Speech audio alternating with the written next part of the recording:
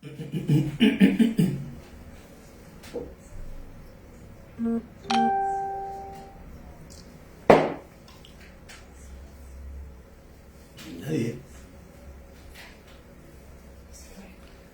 Hola, hola. Le habla el apóstol Robin y le doy un saludo a todas las iglesias de Tierra Santa, a todos los pastores y líderes y a todo el pueblo que está viéndonos. Los bendecimos de parte de la profeta Berito y mío. Un saludo a todos. Tremenda palabra el domingo, ¿verdad? Una tremenda palabra de sanidad interior. Es interesante explicar que la iglesia trata de tener un alimento variado, contundente en todas sus áreas, así como tenemos temas de guerra, temas de liberación, temas de doctrina, como lo que pasa los días miércoles. El domingo fue de sanidad interior. Eso es una área de sanidad interior. Entonces, nosotros tenemos toda la gama a través de los pastores.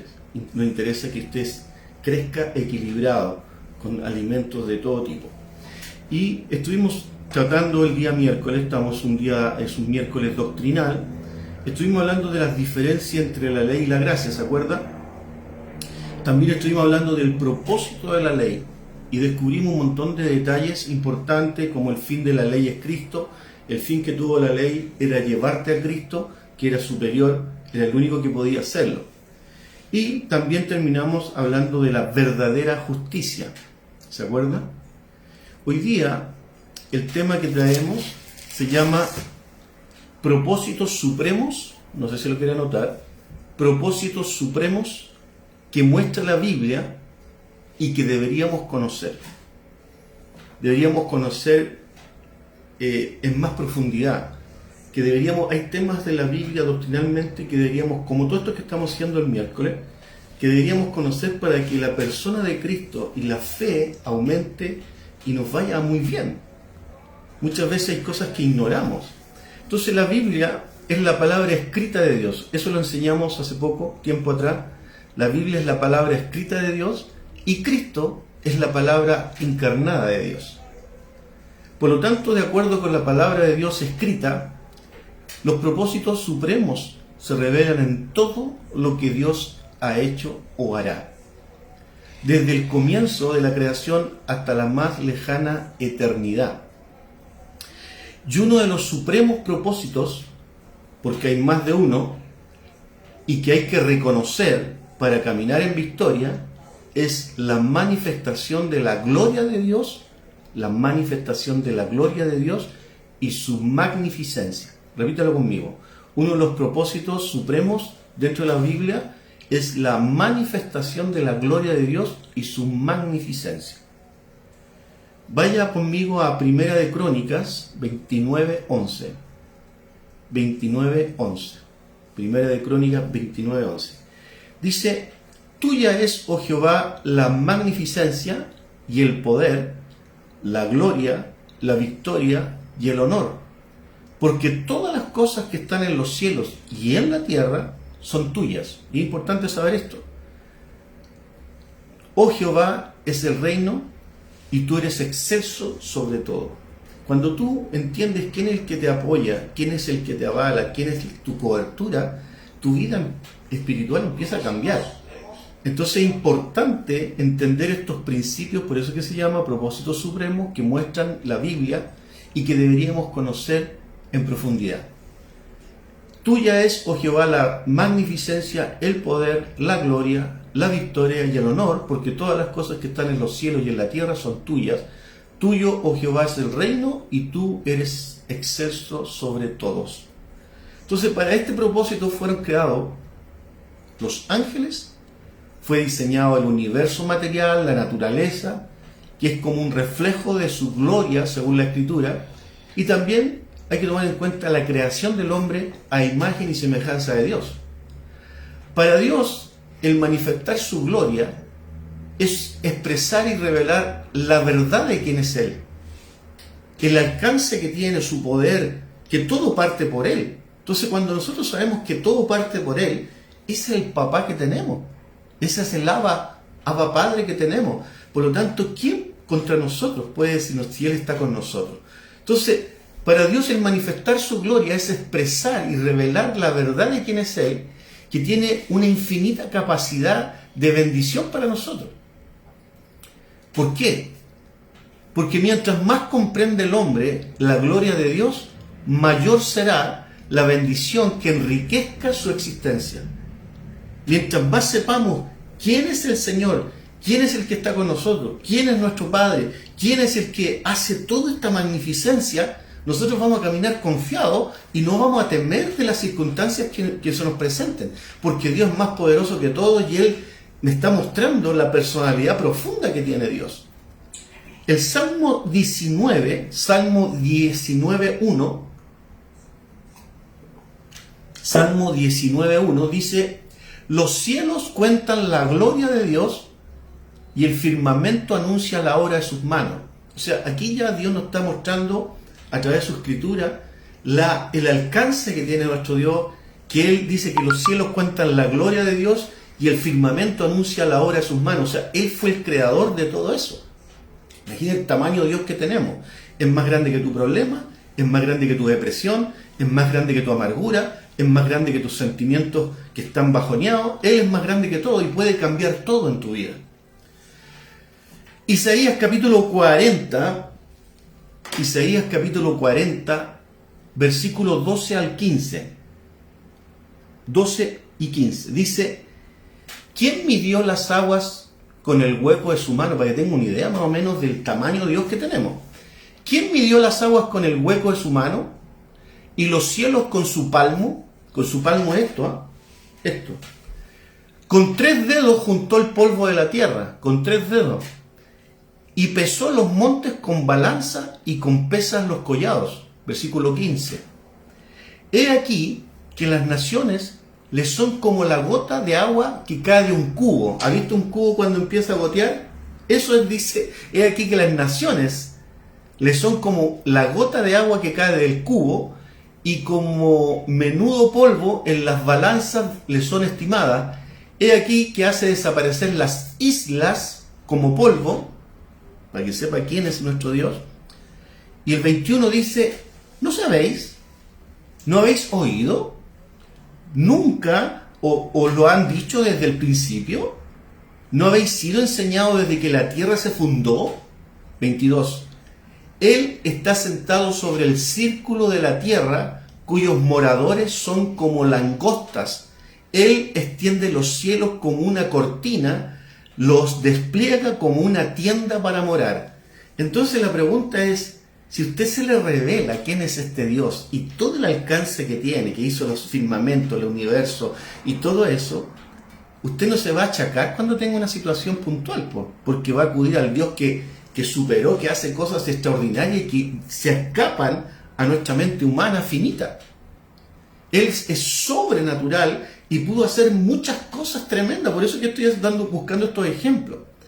Otro propósito que es importante que usted lo sepa es que la Escritura dice que nosotros fuimos llamados para su gloria.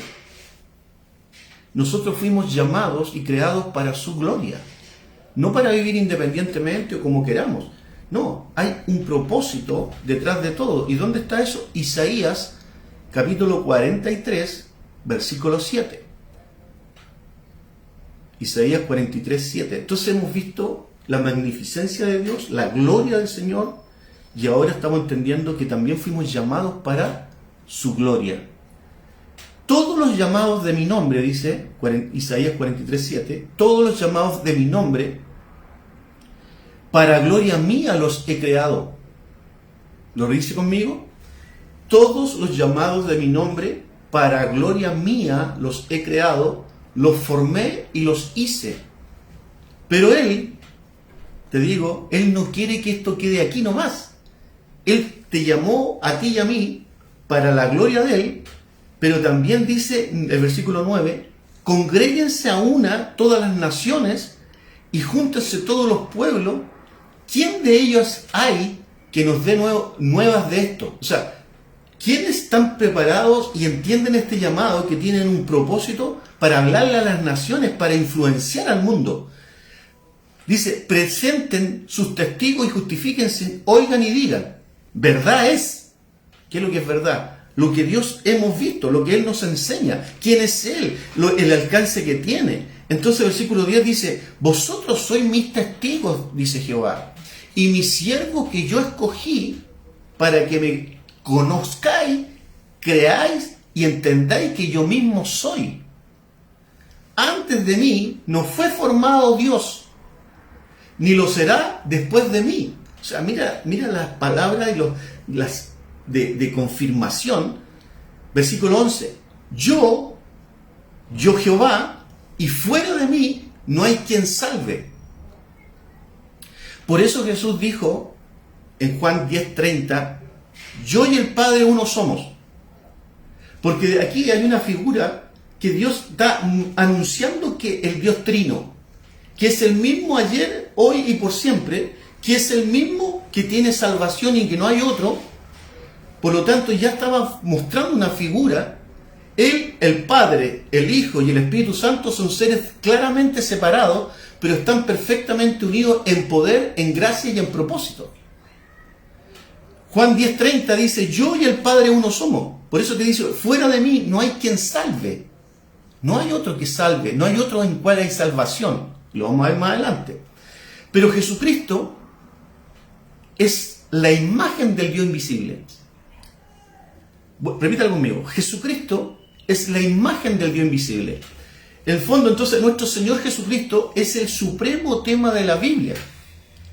Y si leemos y estudiamos la Escritura, las perfecciones y las obras de la persona de Jesucristo se hallan presentadas en diversos aspectos. Y es importante que usted conozca el alcance que tiene las obras y las perfecciones de Jesucristo, para que usted tenga más confianza en saber quién es el Señor y quién es el que nos salvó. Que como hijos es importante nosotros saberlo y entenderlo para nuestra fe y para nuestra victoria. ¿Por qué digo esto? Porque el profeta Oseas dice, mi pueblo perece porque no tiene conocimiento de mi palabra, ni conocen mi verdad. Por eso que perecen, por eso que el pueblo de Dios muere, por no conocer quién es su Dios, quién es su cobertura, quién es el que hace todas las cosas, quién es el que pelea por nosotros, quién es el que va delante de nosotros, el que si es conmigo, contra mí es, el que es conmigo, contra mí es, el que no es conmigo. ¿Se entiende? Entonces, hay diversos aspectos que como hijos es importante saberlo. Y el número uno, el primero es Jesucristo como creador. Los primeros capítulos del Génesis describen la creación del mundo como llevada a cabo por Dios, ¿se acuerdan? En el principio dice que fue llevada a cabo por Dios utilizando la palabra Elohim. ¿Ha escuchado esa palabra? Elohim. La cual incluye, porque habla de dioses en varios aspectos, dice, la cual incluye a Dios el Padre, Dios el Hijo y Dios el Espíritu Santo. Ahora, solo, y aquí un tema de revelación, solo cuando se llega al Nuevo Testamento es cuando queda revelada claramente que todas las cosas fueron hechas por Cristo. ¿Quiere saberlo? ¿Quiere verlo? Bueno, vayamos a Juan, capítulo 1, versículo 3. Juan, capítulo 1, versículo 3. Dice, todas las cosas por Él fueron hechas. Todas las cosas por Él fueron hechas, refiriéndose a Jesús, y sin Él, nada de lo que ha sido hecho fue hecho. Tremendo. ¿Lo repite conmigo? Juan 1:3. Todas las cosas por Él fueron hechas, y sin Él nada de lo que ha sido hecho fue hecho. Hay otra escritura que también habla algo parecido. Colosenses 1, 16 y 17. Es importante que usted conozca esto porque eso le va a dar una confianza y una fe en el Dios que está depositando su fe y su confianza. Dice, porque en Él, en Cristo, porque en Él fueron creadas todas las cosas, las que hay en los cielos, las que hay en la tierra, visible e invisible, sean tronos, sean dominios, sean principados, sean potestades, todo fue creado por medio de Él y para Él. O sea, Él es el Señor de todo. Él es el que cierra el telón al final. Entonces nosotros tenemos que tener una confianza tremenda y única, porque hay muchos pueblos de Dios que ni saben todo lo que el alcance que tiene Dios a través de Jesucristo, porque el Dios mismo se hizo carne para venir a salvarnos. No sabe, no conoce estas profundidades. Entonces caminan a la deriva porque no saben en quién tienen la confianza y la fe. Yo quiero repetir Colosenses 1, 16, 17. Porque en Él fueron creadas todas las cosas, las que hay en los cielos, las que hay en la tierra, sean visibles, invisibles, sean tronos, sean dominios, sean principados, vaya notando, sean potestades, todo fue creado por medio de Él y para Él. Entonces yo te pregunto, si Él creó en la tierra los tronos, los dominios, los principados, las potestades, todo fue creado por medio de Él, ¿acaso no puede crear algo para bendecirte? ¿No puede crear algo para sacarte de un hoyo? ¿No puede hacer cosas? Cuando nosotros empezamos a verlo de esta dimensión que la Escritura lo dice, nuestra fe tiene que crecer, porque ya sabemos en qué estamos depositando nuestra fe. Y para Él nada. Es por eso Él dijo a Abraham, mira, ¿habrá algo difícil para mí? No, pues no hay nada difícil para Él. Por lo tanto, cuando tú ves el alcance que hizo el universo, que hizo los tronos, los principados, estos sean visibles, invisibles, sean tronos, sean principados, sean potestades, sean dominios, todo fue hecho para Él, por Él y para Él. Y Él, agrega al final, es antes de todas las cosas y todas las cosas en Él subsisten. Diga conmigo, y Él es antes de todas las cosas, o sea, Él está en el principio. Y todas las cosas en Él subsisten, o sea, si nosotros queremos permanecer en el tiempo, si nosotros queremos hacer cosas, ¿en quién tenemos que buscar? Porque dice, y todas las cosas en Él subsisten. Por lo tanto, cuando tú necesites algo, ya sabemos a quién tenemos que acudir para que eso se sostenga en el tiempo. El segundo propósito, Jesucristo como el supremo gobernante del mundo. ¿Cuál fue el primero? Jesucristo como creador. Número 2, Jesucristo como el supremo gobernante del mundo. Puesto que Él es el creador, que ya lo vimos recién, Jesucristo ocupa también el lugar de supremo gobernante del universo, nada más ni nada menos. Puesto que la Escritura atribuye la completa soberanía al Dios Padre, pero está claro que es su propósito el que Cristo debería gobernar el mundo. ¿Dónde sale eso? Salmo capítulo 2, versículos 8 y 9. Repito, porque a veces se forma confusión en esto. Él es el creador, Jesucristo, y ocupa un lugar supremo como el gobernante del universo, porque la Escritura lo habla como completa soberanía también al Dios Padre. El Dios Padre es soberano, pero Él dice que también en su propósito supremo quería que Cristo debería gobernar el mundo. Y eso está en Salmo 2, 8 y 9. Salmo 2, 8 y 9 dice, pídeme y te daré por herencia a las naciones, y como posesión tuya los confines de la tierra. Los quebrantarás con vara de hierro, como vasija de alfarero los desmenuzarás. O sea, pídeme y yo te lo doy. O sea, muchas escrituras hablan del gobierno de Jesucristo como el Señor de todo. Entonces el propósito de Dios es que toda lengua tenga que confesar que su Hijo Jesucristo es el Señor, toda rodilla se incline ante Él. Vuelvo a repetir. El propósito de Dios, el Padre, es que toda lengua tenga que confesar que Cristo es el Señor y que toda rodilla se incline ante Él, porque Él determinó que fuera el gobernador del mundo. Isaías capítulo 45, versículos 22 y 23. Y mire cómo empieza a hablar el Padre, pero uno nota que es el mismo Dios que iba a venir.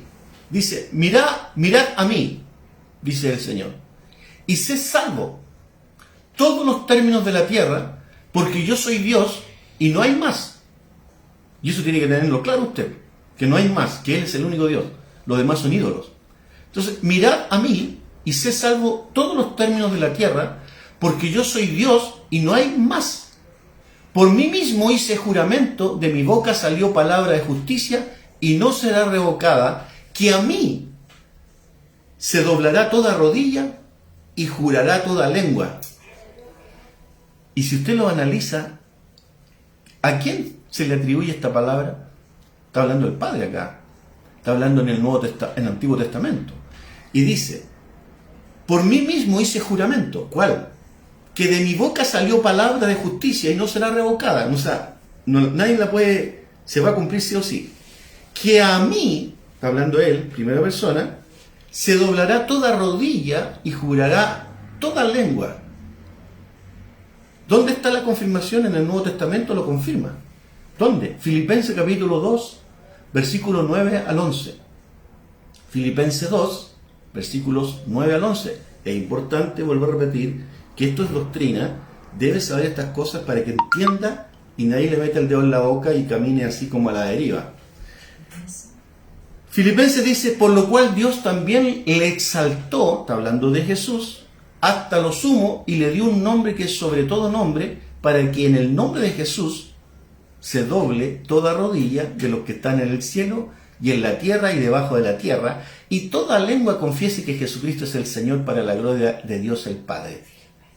¿Se da cuenta? Se da cuenta que la misma palabra que el Padre estaba atribuyéndose a sí mismo, que a mí se doblará toda rodilla y jurará toda lengua, en Isaías 45, vuelve a Filipenses 2, del 9 al 11, y habla lo mismo. Ahí se da cuenta que Dios es el mismo ayer, hoy y por siempre. La diferencia es que, así como el hielo es vapor, es agua y es hielo, ellos, la Trinidad, también son tres personalidades distintas, pero son un solo Dios en tres personas, un Dios trino. Por eso es que Él se atribuye a sí mismo una palabra que después en Jesucristo se cumple. La historia del hombre, aunque registra su rebelión contra Dios, ya lo sabemos, la caída del hombre, también revela que Cristo está esperando el día en que su completa soberanía quede expresada sobre la totalidad del mundo. Por ahora todavía no tiene la completa soberanía del mundo, porque hay muchos que no lo siguen. Pero va a llegar un momento donde este mundo va a tiene un tiempo de extinción, un tiempo de término, donde está marcado por la palabra también. Por eso es que es importante que nosotros sepamos y no vivamos como a la deriva de lo que va a suceder. Pero Él sigue siendo el soberano, donde van a tener que las naciones inclinarse ante Él, porque aquí viene todo el conflicto con Satanás, y donde Él manda, hay una gran batalla, Él lo agarra, lo confina, lo mete preso. Entonces hay que entender la capacidad que tiene nuestro Dios, y que a veces lo miramos tan en poco, o no acudimos a Él como deberíamos creer, como deberíamos verlo. Por eso es que estoy dando estas palabras, para ampliar un poquito más la revelación. Entonces, va a llegar un momento en que su completa soberanía va a quedar expresada sobre la totalidad del mundo. Vaya al Salmo 110.1. Salmo 110.1. Espero que esté aprendiendo con esto. Salmo 110.1 dice, Jehová dijo a mi Señor, está hablando David, Jehová dijo a mi Señor, o sea, el Padre dijo al Hijo, siéntate a mi diestra hasta que ponga tus enemigos por estrado de tus pies. Ahí va a llegar un momento en que todos se van a tener que doblegar ante Dios, aunque no quieran, los incrédulos, la gente que no quiso escuchar, la gente que no quiso creer. Ahora, nuestra misión es seguir trabajando para que mucha gente, tenemos familias que no conocen al Señor, tenemos familias que se han caído, que han tenido malas experiencias, pero pueden fallarte el hombre, puede fallarte, pero no Dios. Entonces, Jehová dijo a mi Señor, siéntate a mi diestra. ¿Quién es el que está sentado a la diestra del Padre? Jesucristo. Siéntate a mi diestra hasta que ponga a tus enemigos por estrado de tus pies. O sea, siempre es el que corta el queque al final. Él es el que al final pone el sello de lo que se va a hacer y lo que no se hace. El problema son la gente que no quiso creer, que al final van a tener que reconocer, pero ya va a ser tarde para ello. El día llegará en que Cristo será el Señor de todas las cosas, de todas las naciones y de todas las cosas, donde será juzgado el pecado y la soberanía de Jesucristo será revelada. ¿En quién es Él realmente? Porque todavía lo vemos nosotros a Jesucristo como el hombre medio delgado que lo crucificaron en la cruz, pero todavía no lo hemos visto como el soberano, el poderoso, el Señor. Apocalipsis capítulo 19, Apocalipsis capítulo 19, versículos 15 y 16, empieza a mostrar, por eso que la Biblia hay que leerla de principio a fin, porque nos muestra el principio y el final. Y todos los acontecimientos se han ido cumpliendo, por lo tanto, es como un libro extraído de la eternidad, por lo tanto Dios sabe lo que pasa al final y lo trae al tiempo de nosotros. Entonces, dice Apocalipsis 19, 15 y 16, aquí ya lo muestra como el super Dios, de su boca sale una espada aguda para herir con ella a las naciones, y él las regirá con vara de hierro, este es el tiempo final, y él pisa el lagar del vino del furor y de la ira de Dios Todopoderoso, y en su vestidura y en su muslo tiene escrito este nombre: Rey de Reyes y Señor de Señores. Ese es el momento cuando él es como coronado y es el que viene a poner orden a la tierra, donde va a ser un gran día para nosotros los que hemos creído y los que estemos con él hasta el final. En el cumplimiento de su propósito, Dios ha permitido que los gobernantes terrenales hayan ocupado sus tronos. Él les permite, Él deja un tiempo. Por eso que dije, en el cumplimiento de su propósito, Dios ha permitido que los gobernantes terrenales hayan ocupado sus tronos.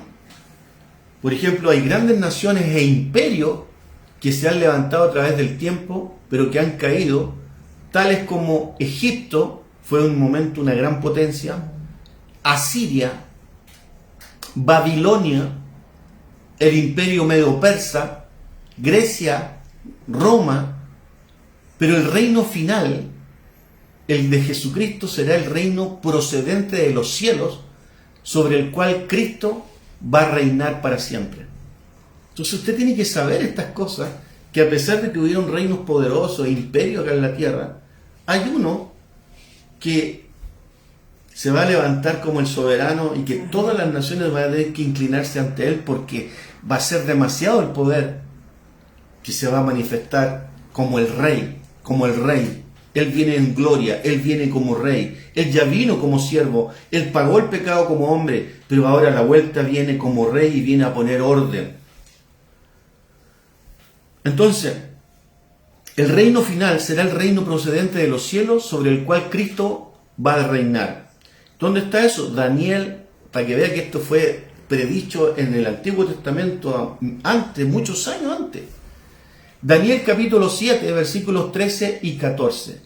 Daniel 7, 13 y 14. Dice: miraba yo en visión de la noche, y he aquí que con las nubes del cielo venía uno como hijo del hombre, que vino hasta el anciano de días, y le hicieron acercarse delante de él, y le fue dado dominio, gloria y reino, para que todos los pueblos, naciones y lenguas le sirvieran. Su dominio es dominio eterno, que nunca pasará, y su reino uno que no será destruido. Entonces, hermano, toma esta palabra y tú eres hijo de Él. Eres hijo del Padre y eres hermano de Jesucristo. Somos coherederos con Él y vamos a reinar juntos con Él. No sé si estás entendiendo. Todo lo que se ha escrito, imagínate, esto fue escrito por el profeta Daniel, de un final. Y todo se está cumpliendo y todo se ha cumplido hasta ahora. Por lo tanto, Estamos delante del campeón, estamos del lado del que vence, estamos del lado del que hizo todas las cosas, el que hizo el universo. Él es el que manda. Mira, todos los demonios, por eso es que cuando reconocían a Jesucristo se inclinaban ante Él y Él decía, cállense porque no es mi tiempo. Pero ellos iban a hablar y reconocían, o sea, los demonios reconocían a Jesús como, ¿por qué vienes a atormentarnos antes de tiempo? Santo de Israel, santo de Dios. Ahí se da cuenta que nosotros estamos delante de uno que no deberíamos tener ningún pensamiento de derrota. Nosotros tenemos que afinarnos, agarrarnos de Él, aprender de Él para poder ser más que vencedor. Entonces, no solamente es Cristo el Rey, que gobernará todas las naciones, sino que también gobernará en el trono, esto es otra cosa que tiene que saber, en el trono de David como hijo de David. Miren lo que estoy diciendo, hay gente que se confunde con esto, pero lo voy a explicar. No solamente el Cristo es rey, que gobernará todas las naciones, sino que también dice la Escritura que gobernará en el trono de David como hijo de David. Y especialmente será el rey de Israel. ¿Dónde está eso? Lucas capítulo 1, versículos 31 y 33. Lucas capítulo 1, estamos aprendiendo doctrina, 1, 31 y 33. Dice, y ahora, le está hablando a María, cuando el ángel se le apareció, y ahora concebirás en tu vientre y darás a luz un hijo y llamarás su nombre Jesús. Y aquí empieza a dar la descripción. Este será grande y será llamado Hijo del Altísimo, y el Señor Dios, el Padre, le dará el trono de David su padre, y reinará sobre la casa de Jacob para siempre, y su reino no tendrá fin. ¿Lo habéis escuchado eso alguna vez? Esto en particular se va a hacer evidente cuando Él vuelva, como dije recién, vuelva en gloria y majestad y va a reinar sobre la totalidad del mundo, incluyendo el reino de Israel. Pero también quiero aclarar esto que a todos algunos se les... Cuando dice que le dará el trono de David su padre, ¿qué quiere decir? ¿A qué se refiere el Señor con esto? Bueno, se refiere a que el Señor le prometió a David que de su descendencia levantaría el Mesías. El Padre, el Dios, a David, su siervo, con un corazón conforme al de él, le promete y le dice que le dará el trono de David su padre y reinará sobre la casa de Jacob para siempre. Entonces, cuando dice que le dará el trono de David su padre, se refiere a que el Señor le prometió a David que su descendencia levantaría al Mesías, de la descendencia de David. Entonces, es como una manera de decirlo, David tu padre. ¿Y dónde está esto? 2 de Samuel, capítulo 7, versículo 12.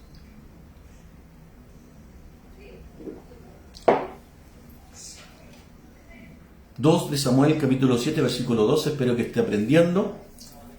Dice, y cuando tus días sean cumplidos, le está hablando a David, y duermas con tus padres, se da cuenta que los hijos de Dios duermen, no mueren, yo levantaré después de ti a uno de tu linaje, el cual procederá de tus entrañas, y afirmaré su reino. Y Pedro, en el Nuevo Testamento, en Hechos capítulo 2, versículo 30, dijo de David, tomándose esta palabra, dijo, pero yo siendo profeta, ahí se autodenomina él como profeta, pero yo siendo profeta y sabiendo que con juramento Dios le había jurado que su descendencia en cuanto a la carne levantaría al Cristo para que se sentase en su trono. Lo repito, esto lo habla de David, pero yo siendo profeta y sabiendo que con juramento Dios le había jurado que su descendencia en cuanto a la carne levantaría al Cristo para que se levantase en su trono. Entonces, cuando habla del Padre, tu Padre, David tu Padre, se refiere a que Jesucristo pertenece a la descendencia del linaje de David. Por eso dice, gobernará en el trono de David como hijo de David. Amén. A eso se refiere. Era como, esto es como hebraísmo, como dichos, como que tenían ellos, de esta manera. Es padre, por eso que a veces dice, este no era padre de tal persona, no, es por cuando vienen por linaje de descendencia. Número 3, vimos como creador, vimos como gobernante. Número 3, Jesucristo como el Verbo encarnado. Dice, Jesucristo en el Nuevo Testamento se revela como el Verbo encarnado y la personificación física de lo que Él es, el propio Dios, trayendo una revelación de la naturaleza y el ser de Dios. En Cristo quedan revelados todos los atributos que pertenecen a Dios. O sea, Jesucristo, hombre, vino a revelar las características y atributos del Dios eterno acá en la tierra. Entonces, en Cristo quedan revelados cuando Él vino todos los atributos que pertenecen a Dios, especialmente la sabiduría, el poder, la santidad, el amor.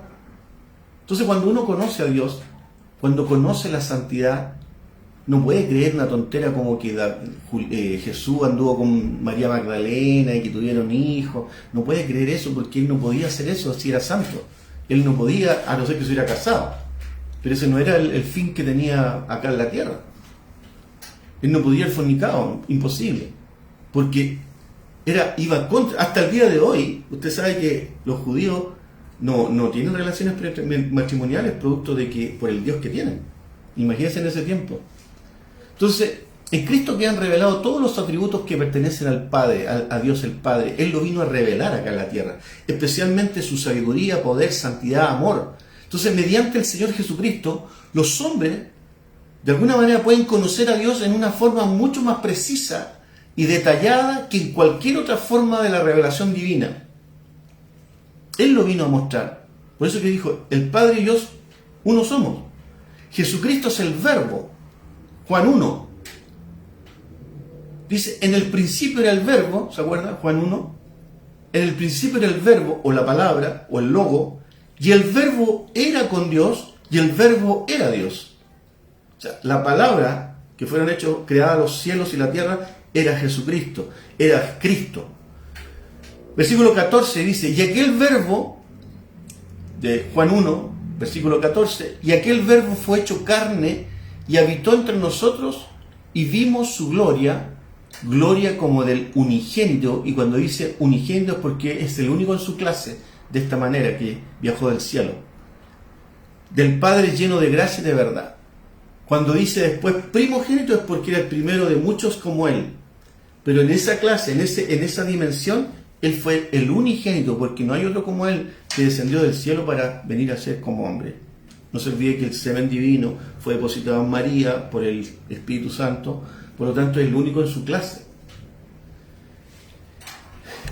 Hebreos capítulo 1, versículo 3, también hace una referencia a Cristo de esta misma forma y dice, Hebreos 1:3,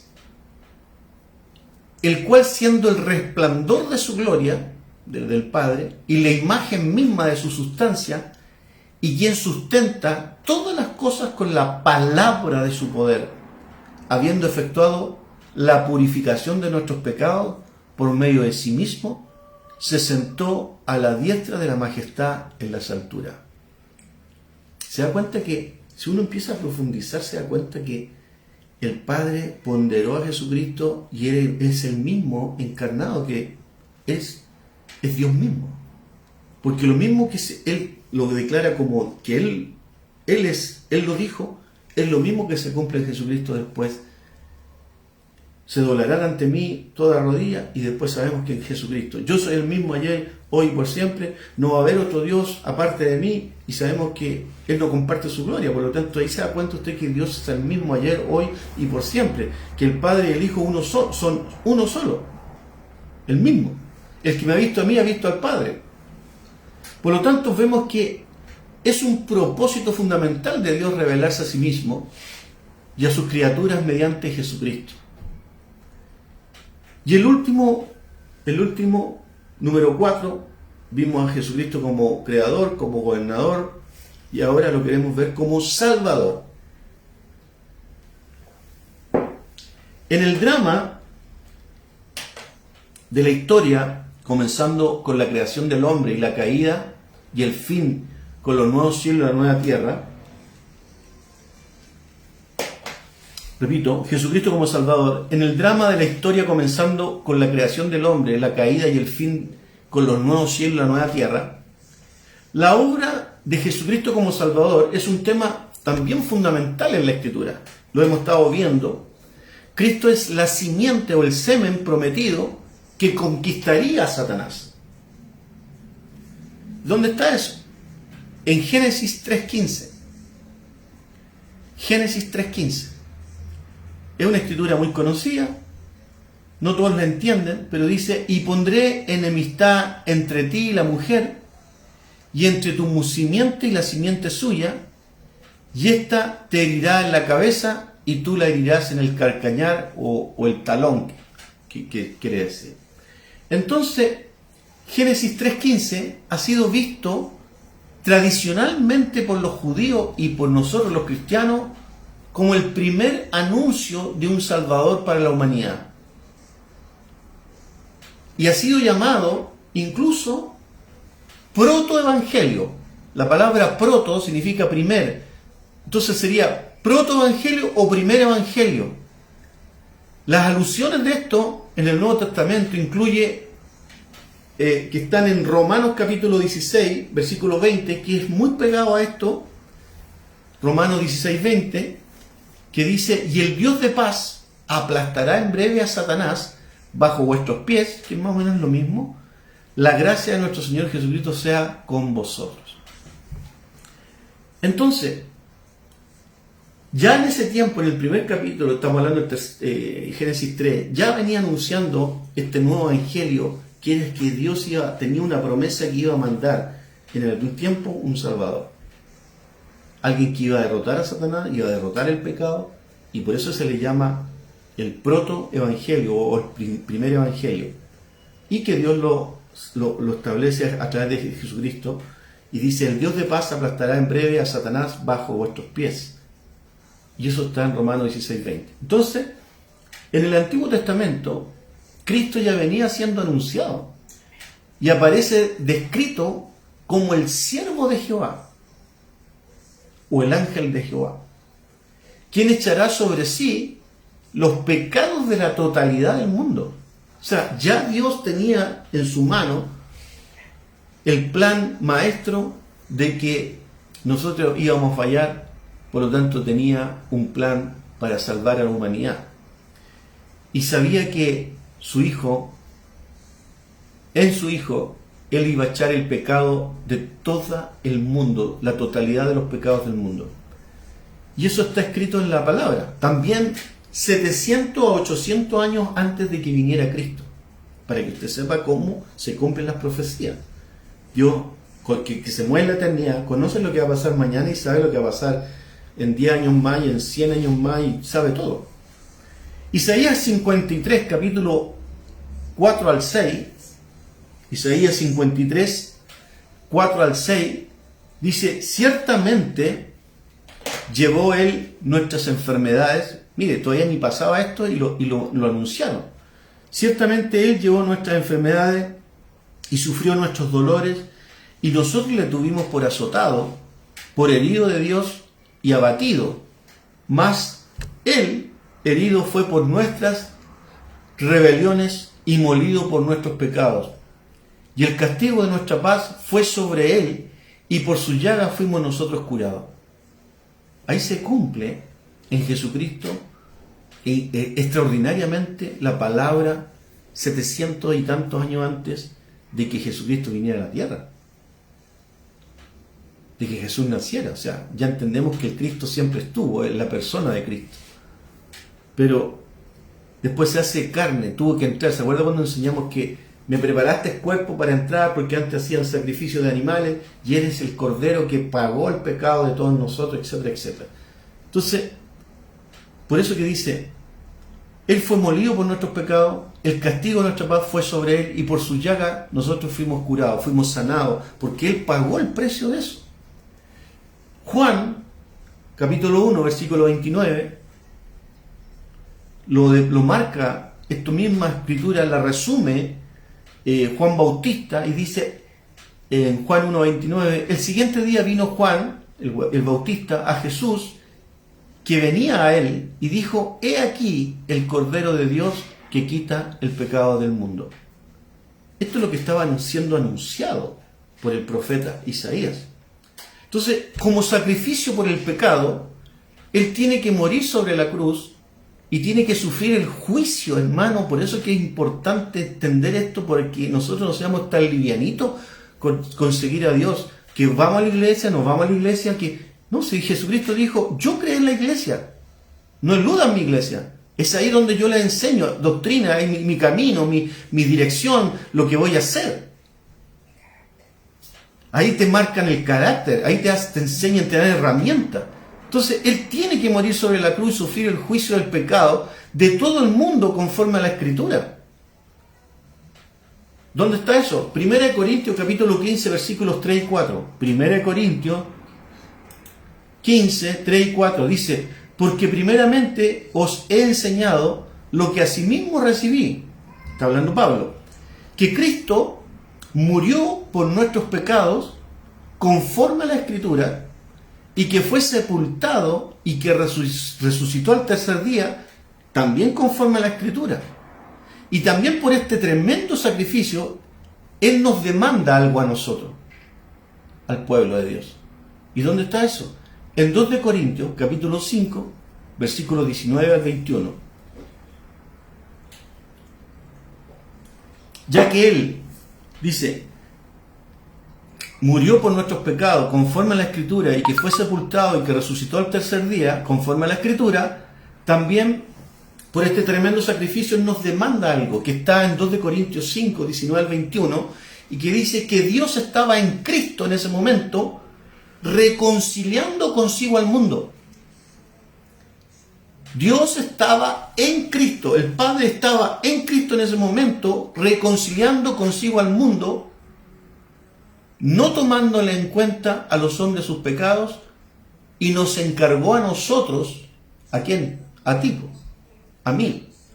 Nos encargó a nosotros la palabra de reconciliación. Entonces, cuando usted no quiere perdonar, cuando usted no quiere reconciliarse, está en un gran problema. Usted está mirando a huevo el sacrificio de Jesucristo, usted no lo está tomando ni en cuenta, ni siquiera entiende. No se le ha revelado lo que hizo el Señor por ti, que te vino a traer libertad, que te compró, que eres libre de esa deuda. Él tomó tu deuda, Él tomó mi deuda. Entonces, lo mínimo que nos pide, que ya que Él fue el sacrificio y que murió por los pecados del mundo, entonces dice, Dios estaba en Cristo reconciliando consigo al mundo, dándole una nueva oportunidad, no tomándole en cuenta a los hombres sus pecados, y nos encargó a nosotros la palabra de la reconciliación. Por lo tanto, es vital para un ser cristiano estar reconciliado. Si usted ve a una persona cristiana que no está reconciliado, él está en serios problemas. No se le ha revelado. Él no funciona como un hijo de Dios. Entonces dice, así que somos embajadores en el nombre de Cristo, como si Dios rogase por medio de nosotros. Os rogamos en el nombre de Cristo, reconciliados con Dios, al que no conoció pecado, pues nosotros lo hizo pecado, para que nosotros fuésemos hechos justicia de Dios, pero en Él, cuando usted sigue a Jesucristo, la justicia es pasada, pero si usted no lo sigue, usted es un simpatizante, no pasa nada. Usted sigue siendo pecador para Dios. Esta misma palabra final, yo la busqué en la versión NTV y me gusta mucho, de 2 de Corintios 5:21, y dice así, pues Dios, escuche bien, hizo que Cristo, quien nunca pecó, fuera la ofrenda por nuestro pecado, para que nosotros pudiéramos estar en una relación correcta con Dios por medio de Cristo. Qué tremenda, qué bonita esta palabra, me gusta más, como se entiende más, ¿no? Pues Dios hizo que Cristo, quien nunca pecó, fuera la ofrenda por nuestro pecado, para que nosotros pudiéramos estar en una relación correcta con Dios por medio de Cristo. Entonces, cuando usted no anda, no es fiel a Cristo, cuando usted no es apasionado por Cristo, su justicia no lo ha cubierto a usted.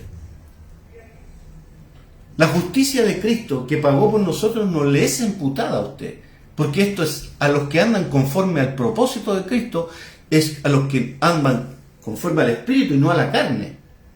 Entonces una persona que de repente va, otros que no van, o que no. Si fue algo, si no es el pastor el que inventó la iglesia, es Jesucristo, Él la hizo. Entonces no venga usted a querer ordenar el buque a su manera, justificando una manera de vivir que no se ajusta a lo que Dios dice.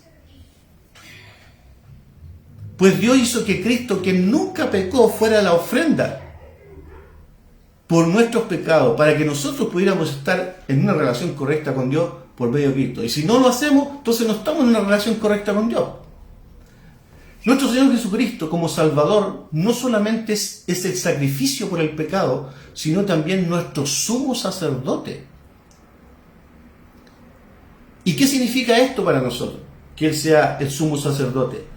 Hebreo lo explica. Hebreo capítulo 7, y con esto estoy terminando. Hebreos 7, 25 al 27. Hebreos 7, 25 al 27. Dice, por lo cual puede también Jesucristo salvar perpetuamente a los que por Él se acercan a Dios. Por lo cual puede también salvar perpetuamente a los que por Él se acercan a Dios, viviendo siempre para interceder por ellos. O sea, es una cosa constante que Dios tiene. Jesucristo, mientras usted tenga la capacidad de arrepentirse, Jesucristo siempre va a estar intercediendo por usted y por mí. Porque tal sumo sacerdote nos convenía a nosotros. Santo, dice, inocente, sin mancha, apartado de los pecadores y hecho más sublime que los cielos. Uy, qué tremenda declaración. Más sublime que los cielos que fueron creados. Que no tiene necesidad cada día, como aquellos sumos sacerdotes, de ofrecer primero sacrificio por sus propios pecados. O sea, Él, por ser el Señor, por tener todos estos atributos, santo, inocente, sin mancha, apartado de los pecadores, hecho más sublime que los cielos, Él no tenía la necesidad que tenían los sacerdotes antiguos, que tenían que hacer primero sacrificio por ellos antes de presentarse con los sacrificios de los demás. Y si a Dios no le gustaba, morían. Él no, porque como era santo, entonces le debemos tanto, hermano. Le debemos tanto. Y a veces, ¡ay, qué lata! No quiero ir, no quiero hacer esto. No. Oye, sacúdete eso. Empieza a que Dios se te revele lo que hizo por nosotros. Si no, todavía estaríamos bajo el juicio de Dios. Entonces, en este caso, nos convenía este tipo de sacerdotes que no tienen necesidad cada día, como aquellos sumos sacerdotes, dice, de ofrecer primero sacrificios por sus propios pecados y luego por los del pueblo. Porque esto lo hizo una vez y para siempre nuestro Señor Jesucristo. ¿Cómo sería de perfecto? Ofreciéndose a sí mismo. Entonces, vemos aquí, una vez más, que uno de los propósitos centrales de Dios, además de los que hemos visto, que se revela en la Escritura, es el de proveer la salvación mediante Jesucristo para una raza que estaba perdida. Para una raza que estaba perdida. Y de acuerdo con esto, desde Génesis hasta Apocalipsis, Jesucristo es presentado en forma suprema, escúchalo bien, suprema, como el único y verdadero Salvador. ¿Y dónde está eso? Hechos, capítulo 4, versículos 11 y 12, y aquí no puede ser más claro lo que la Escritura nos dice. Dice, sea notorio a todos vosotros. O sea, cuando dice sea notorio, hay que ponerle atención. Y a todo el pueblo de Israel, que en el nombre de Jesucristo de Nazaret, a quien vosotros crucificasteis y a quien Dios resucitó de los muertos, por Él este nombre está en vuestra presencia sano.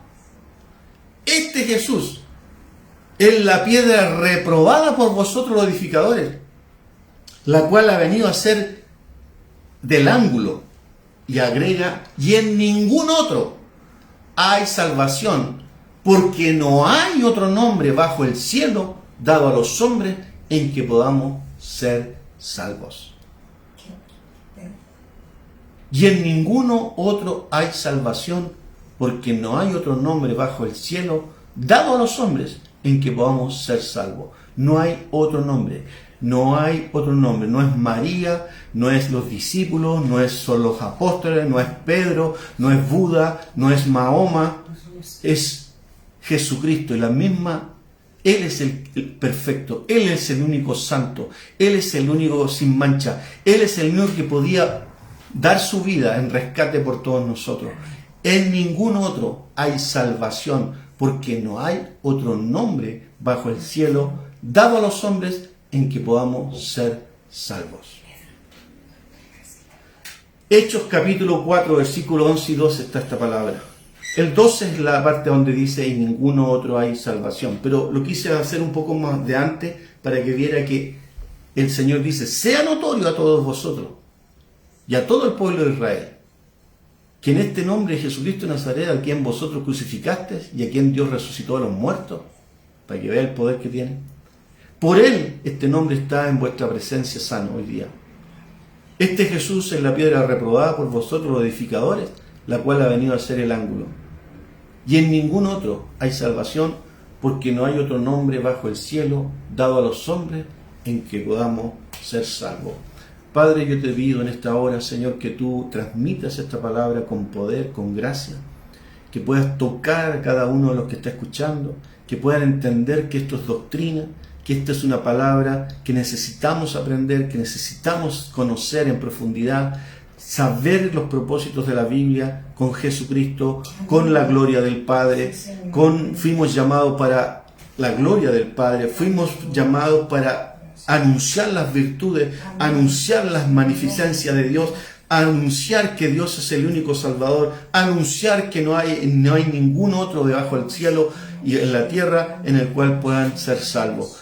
Él es el único, y si Él hizo los cielos, hizo el universo, hizo tantas cosas, hermano, estamos con el más poderoso, con el que todo lo puede, el Santo de Israel.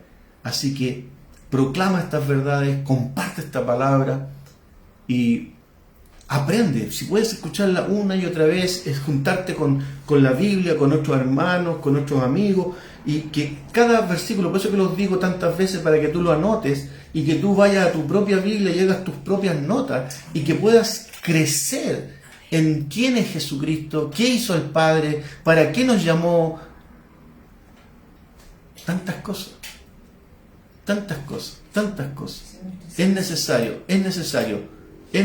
saber, porque son tiempos difíciles. La Biblia, dijimos, es la palabra escrita de Dios y Cristo es la palabra encarnada de Dios. Así que Dios te bendiga, bendigo a todas las iglesias nuestras, un saludo para todos. Este domingo no vamos a tener culto por el tema cívico, pero mañana, o sea el viernes, tenemos oración, así que conéctese para que podamos estar orando en unidad por todas las situaciones que vemos, por los enfermos, por los que están pasando necesidades, etcétera, etcétera. Así que un abrazo, comparta estas palabras y sigamos creciendo. Así que un besito de la pastora le manda a todos, se le echa mucho de menos, se le extraña y vamos para adelante. Amén. Que Dios te bendiga. Hazte un tiempo para escuchar, hazte un tiempo para leer la Escritura. Dios te bendiga.